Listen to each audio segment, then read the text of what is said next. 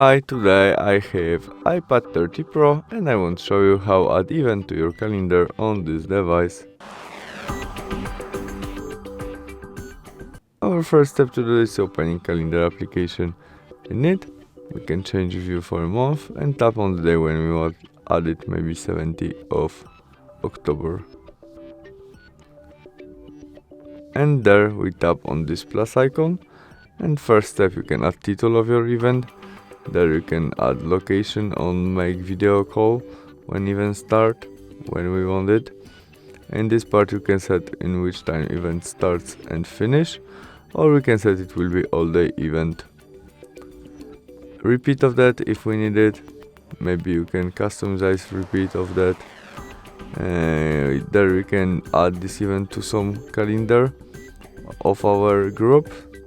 There we can invite some people to this event to add to their calendar, alert, notification about that, maybe to one day before at 9, and you can add more than one.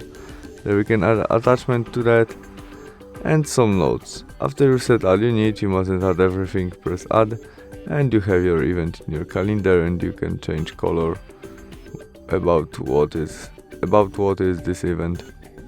That's all. Thanks for watching. Bye.